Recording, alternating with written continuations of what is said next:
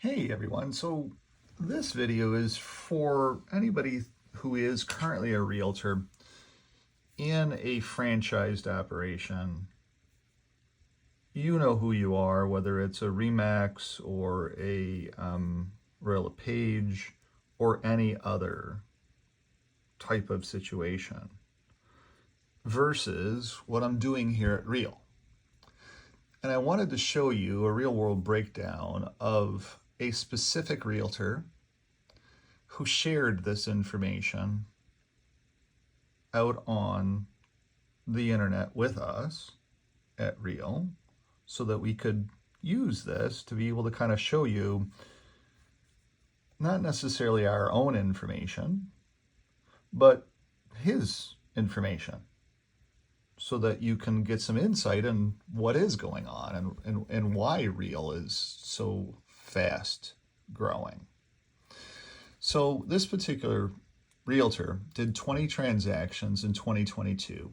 2023, he only did 14 transactions, so worked less. And who knows, there might be some more transactions coming into 2023. He might not be all the way done for the year, but that doesn't matter. So the transaction volume that he did was $14 million. So clearly, if we take 14 million and we divide that by 20 transactions, divided by 20, his average sale price is 700,000. So wherever he's working at, the average selling price is about 700,000. It's definitely not a Windsor advisor. So his gross commission income for the year was last year $320,000 gross. His gross income at Real was $302,000 because he's done 6 less transactions. But over at his old broker, in that model that is broken and is dying, he had to pay $48,000 in broker commissions because he didn't have a cap. At Real, we have a hard cap of $12,000. That's it, $12,000. Once you've paid your $12,000, you go to 100%. Now, there are some additional ancillary fees, don't get me wrong, but you can see how his cap, he had $36,000 more income in his own pocket because he didn't have to pay that broker or those commissions to that broker. That's why it gives him some flexibility to talk about commissions with his clients too. Broker fees, $35.28. So over at Real, because he capped, and then there's some fees as well too. Every year there's a little bit of fee in there.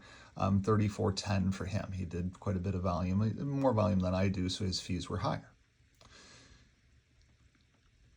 I'm getting there. Franchise fee.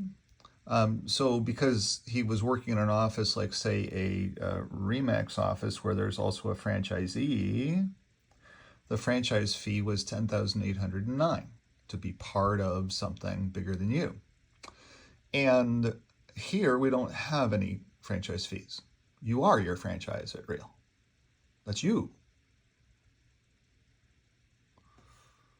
So his net commission, after taking gross minus net, minus these expenses, his net commission was $257 in 2022.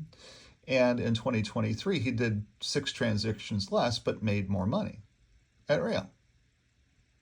$287. Which would you rather have, $287 or $257? I'd rather have $287. That's why I'm at Real. Very simple mathematical computation, very simple to understand. And then over here at Real, because we are a stock company who gives back to our advisors to build up some other net wealth, stock options at his old brokerage over at Remax or wherever he was 0, 0, and 0. No money at all of value, just here's your check, sit down, shut up, and do your thing. Over at Real, we give stock options, stock match and current stock value. So the options and the match and then their current value. Huh? Now, yeah, so value went down just a touch in this example because 18 plus 5 is 23. And the stock varies in price, like every other stock does. But if you add this with what he got in stock that's vested for him, he actually made $309,000. And this is for his future. So when you look at the net change, if I go out just a little bit here, you can see that he did $1.7 million less business.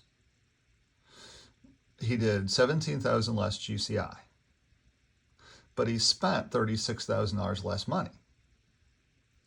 And he spent $118 less money, and he got no franchise fees, so he spent $10,000 less money.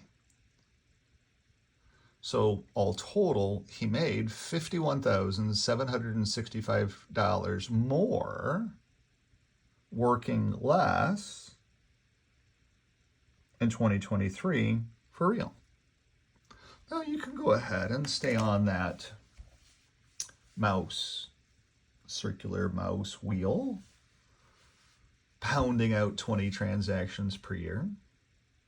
But now that the market is working against us a little bit, now that it's a little bit tougher to sell a house, takes a few more days, weeks, whatever, depending upon your business model, then suddenly your costs go up as well too, which is one of the challenges that many of the realtors here in the city of Windsor have is, those that stage houses and things like that. I know of a young realtor who has not ever been through a harder market or a slowing down market. It's not really a hard market here in the city of Windsor. It's terrible in some places. I just got back from San Diego, and some of the bloodletting that I'm hearing, and at that conference, it's tough out there in some places. But Windsor's very insulary from what's going on in the real world, and so. Some realtors here have way overpriced their houses and, go into a listing appointment and say, oh, gee, Mrs. Mary Sue Mahaffey, your house is probably worth, $900,000.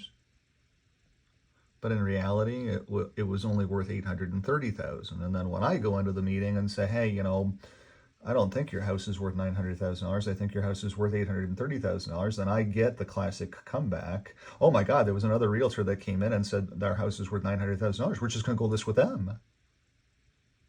I'm like, huh? What are you even talking about?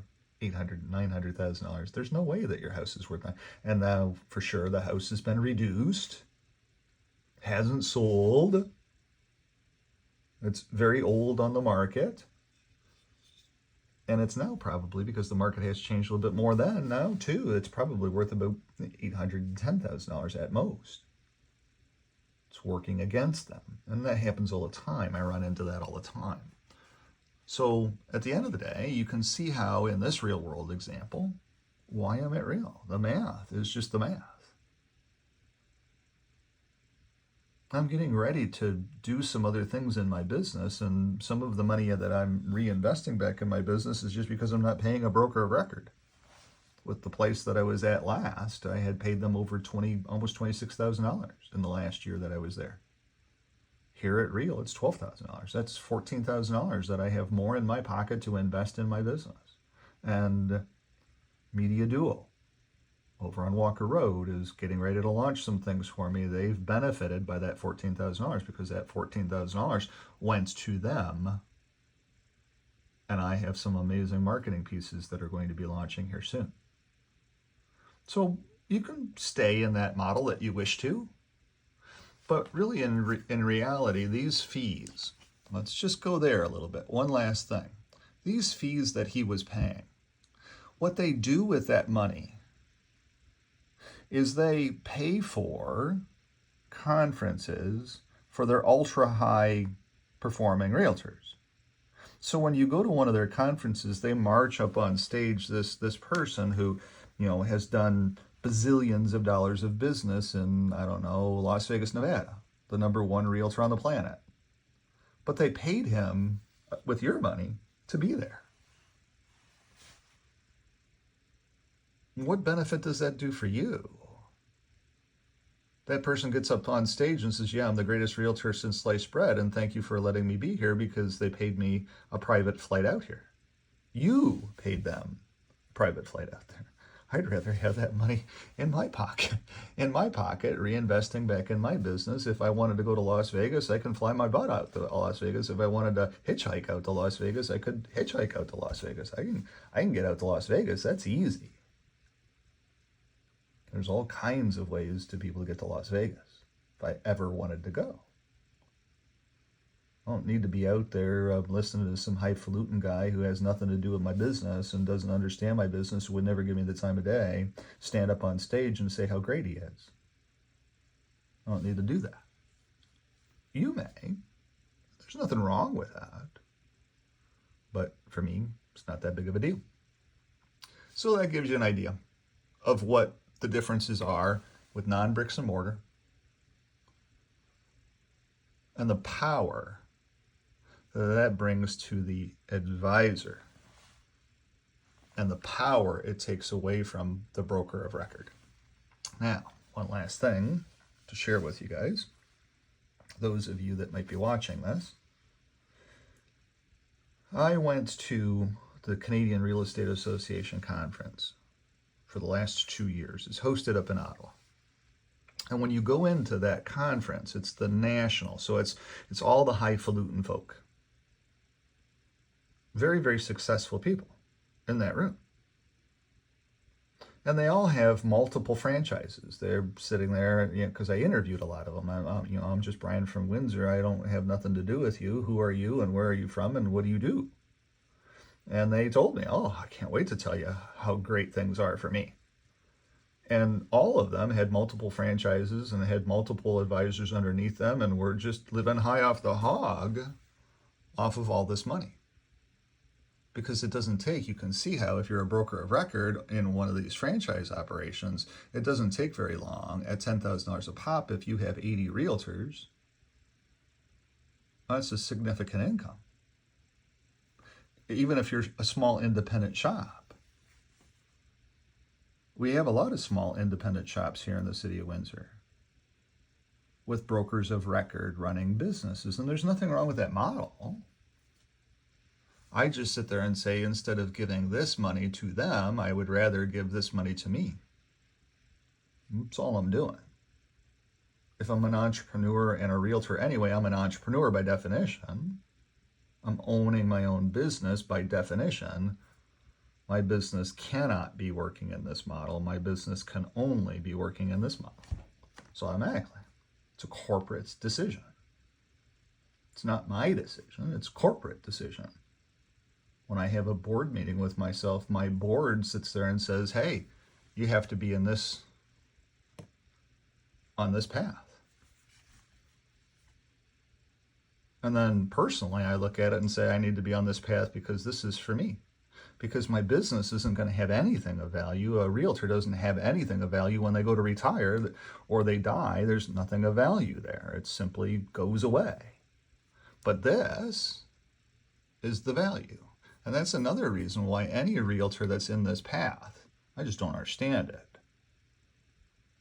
Because you're not building anything of value for your family. If you die down on County Road 3, somebody goes left of center and takes you out, you're not leaving them anything. You have nothing of value. Whereas if you're a real realtor and you die on County Road 3, you've got something of value. And what you don't even know is that if you happen to have some team members underneath you, because I'm underneath somebody here in Windsor, if you happen to have some team members underneath you and you die out on County Road 3, every time that team member sells a house or that referred agent sells a house, your family gets a check in perpetuity. That's massively important. So this model is dead. This model is going away by the wayside. And that's why so many independents and so many massive teams are coming over to real. And then when you get into, let me go there quickly.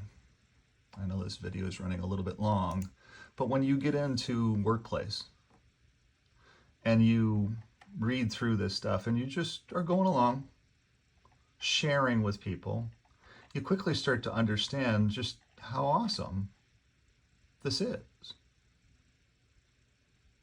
And then when you see something and you respond and you ask, hey, here I am here, this Jay. I said, hey, Jay, thanks so much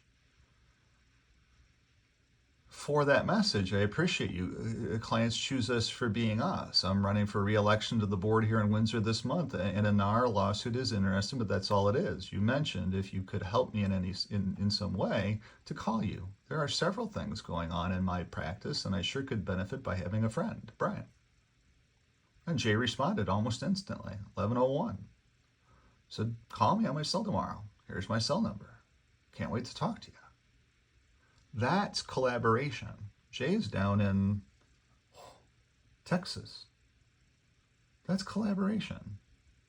That's fun. I'm going to call Jay tomorrow. I'm going to spend some time with Jay tomorrow, and he might have some little snippets of information for me, but I'm going to build a relationship there too. How many relationships do you have in your office? I know when I went to my old brokerage office, it was like, what are you doing here, Brian? And, what do you need? It's like, well, I just wanted to walk around the halls and build some friendships. Oh, it's not about that here, Brian. We're all competing against each other. No, we're not. We're collaborating with each other. No, none of that here. So that's why real is another reason to be here. It's building relationships, having fun. But thanks for watching. So if you're a realtor thinking about making some changes for yourself in 2024, if you would like to keep some money in your pocket on the top line and build up some wealth for your family in the bottom line, give me a jingle. We'll talk. I'm getting ready to launch some massive things here in the city of Windsor for next year. And yeah, could be something that might interest you. 519-995-6145. Thanks for watching. Have a great night.